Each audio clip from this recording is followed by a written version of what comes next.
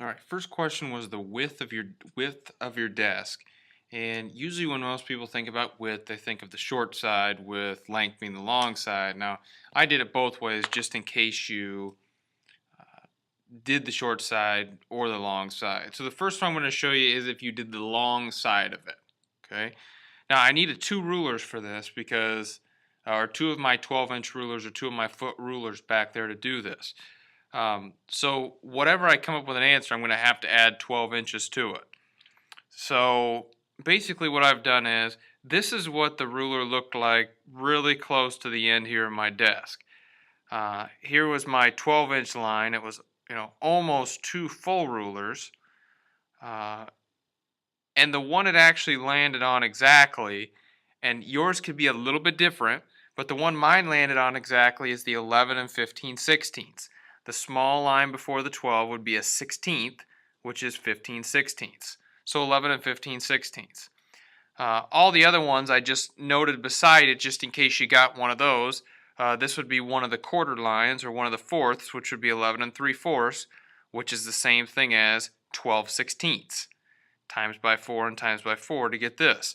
You may have ended up on that 16th line, which is 11 and 13/16. You may have ended on that 8th line, which is 7/8, which is the same thing as 14/16. You could have ended up on the one that I did, the 15/16, or maybe you got all the way up to 12 complete inches.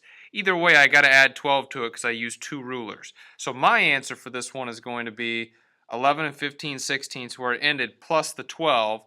So we're going to come up with, what would that be, 23 and 15 16ths inches. Okay. Now you could have also wrote it like this. You could have wrote 1 foot, and then you could have had your 11 and 15/16 inches. That would be acceptable as well. Now for the other one, let's see if I can get this on here right. In the orange here was basically, depending on how you did this, this was the short side of things. And again, this one took me two rulers to come up with. Okay, so whatever we get, we got to add 12 to it. Mine ended on this, it's almost 6, but not quite. Mine ended on this 5 and 3/4 line, which is the same thing as 5 and 12/16. A little bit further, that would be a 16th mark, which would be 5 and 13/16. That would be an 8th mark, which would be 5 and 7/8, which is the same thing as 5 and 14/16. We've got the 5 and 15/16 here, and then the 6 whole inches here.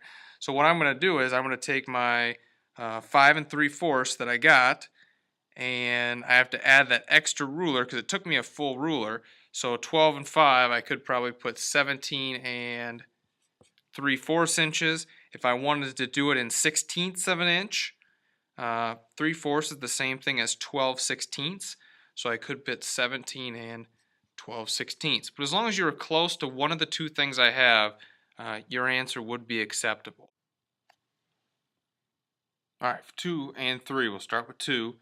Here the answers to number 2. Meter would be length, gram would be weight or mass, and liter is going to be liquid. These are your base units for the metric system. Moving up to 3, I just need to know how many, or 5.2 meters is how many centimeters. So I've made my kind of my 10 chart down here, because remember, each time you go over, you're either multiplying by 10 more or dividing by 10 more. So we're starting at this base right here. So to get over to centimeter, that would be times 10 times 100. Okay, that's the same thing as just moving the decimal point over 2 spots. So if I have my 5.2 and I move the decimal point over 2 spots in that direction, I would be going, 1 would be 52, 2 would be out here. We have a blank spot, so we'd have to put a 0 there. So the answer to this question is 5.2 meters is the same thing as 520 centimeters. All right, a couple ways we can approach the next question here. what we can do is, and what I think is helpful because it really shows what you're doing, is just create a little chart to figure this out. If Jenny's 5 feet, we know that 1 foot is 12 inches. So over here, I'm just going to put 1 foot. I can label this foot and inches. 1 foot equals, and then we can go 12 inches. 2 feet is going to be 24. 3 is going to be 36. 4 is going to be 48. And 5 is going to be 60.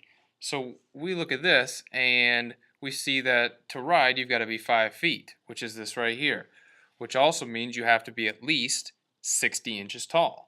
Jenny's only 50 inches tall, so she's 10 inches too short, so no, she's not going to be able to ride.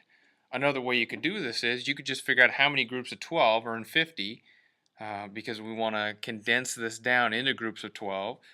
So I could just do a simple division problem. If I do 50 divided by 12, you could do it on a calculator, you could do it on here. That would be 48. Subtract, I get 2, so I get a remainder of 2. So she's only 4 feet with a remainder of 2 inches, which is 4 foot 2. And you have to be 5 feet, so again, proving with this, she can't ride on the ride. Really a lot of ways we could do this problem. I just wrote up here to start with 2 pounds is 32 ounces. 1 pound is 16, so 2 would be twice as much, would be 32. So honestly, what you could do here is we could figure out how many ounces the books are going to be all together. So if I've got 300 books and they're 4 ounces a piece, I can just do 300 times 4. And if I do 300 times 4, I'm going to get 1,200. I want to make sure I put my label behind it so I don't get confused what's pounds and what ounces. 300 books times 4 ounces is going to be 200 ounces. And if we know that each crate holds 2 pounds, which is the same thing as each crate holding 32 ounces, all I need to do is make groups of 32, because 32 ounces per crate. So what I can do is I can make 32 ounces per crate. I can do 1,200 and cut it into pieces of 32. So if I do 1,200 divided by 32, I'm going to get this. 37, if I did it on a calculator, I got 37.5. If you did it actually out, you get 37 remainder of 16. Okay? So basically, we got to think about this 2 different ways here. We know we need 37 full crates. But we've got to do something with that extra. Those have to get shipped out too.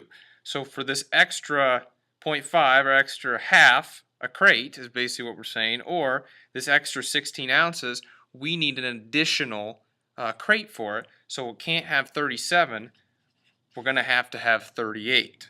Okay? That's going to be one way to get your answer. I'm going to erase this and show you one more way to do this that's a pretty clever way that I'm sure a lot of you guys came up with.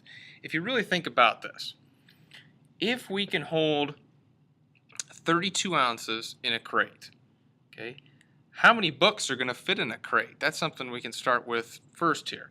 4 ounces is 1 book, 32 ounces. So how many 4s go into 32 will tell us how many books per crate. 8 times 4 is 32. So I can put 8 books in 1 crate. Now I can go from there to see exactly how many of these crates I need. So I can do, again, I can divide, I can do 300, and I know that 8 books go in a crate.